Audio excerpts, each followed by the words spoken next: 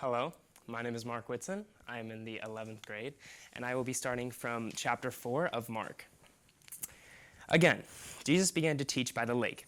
The crowd that gathered around him was so large that he got into a boat and sat in it out on the lake.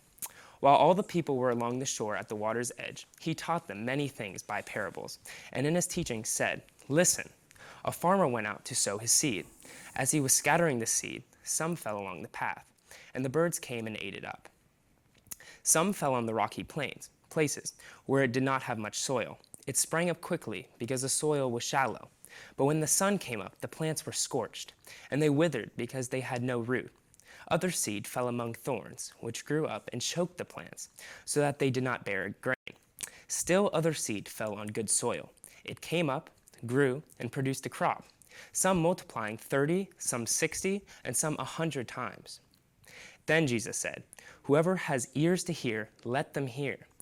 When he was alone, the 12 and the others around him asked him about the parables. He told them, "The secret of the kingdom of God has been given to you, but to those on the outside, everything is said in parables, so that they may be ever seeing but never perceiving, and ever hearing but never understanding. Otherwise, they might turn and be forgiven." Then Jesus said to them, "Don't you understand the parable? How then will you understand the parable? The farmer sows the word. Some people are like seed along the path, where the word is sown. As soon as they hear it, Satan comes and takes away the word that was sown in them. Others, like seed sown on rocky places, hear the word and at once receive it with joy. But since they have no root, they last only a short time. When trouble or persecution comes because of the word, they quickly fall away.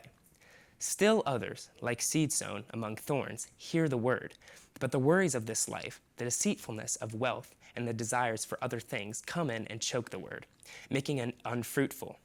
Others, like seed sown on good soil, hear the word, accept it, and produce a crop some 30, some 60, some 100 times what was sown." He said to them, "Do you bring in a lamp and put it under a bowl or a bed? Instead, don't you put it on its stand? For whatever is hidden is meant to be disclosed, and what is concealed is meant to be brought out into the open. If anyone has ears to hear, let them hear. Consider carefully what you hear," he continued. "With the measure you use, it will be measured to you, and even more. Whoever has will be given more. Whoever does not have, even what they have will be taken from them." He also said, "This is what the kingdom of God is like. A man scatters seed on the ground.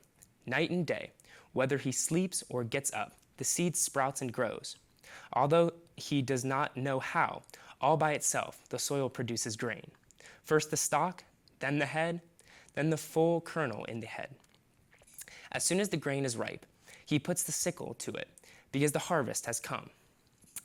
The parable of the mustard seed. Again he said, "What shall we say the kingdom of God is like? Or what parable shall we use to describe it?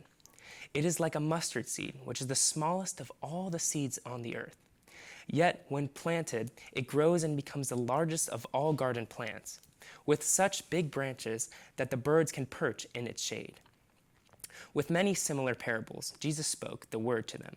As much as they could understand, he did not say anything to them without using a parable. But when he was alone with his own disciples, he explained everything. That day, when evening came, he said to his disciples, "Let us go over to the other side," leaving the crowd behind. They took him along, just as he was, in the boat. There were also other boats with him. A furious squall came up, and the waves broke over the boat, so that it was nearly swamped.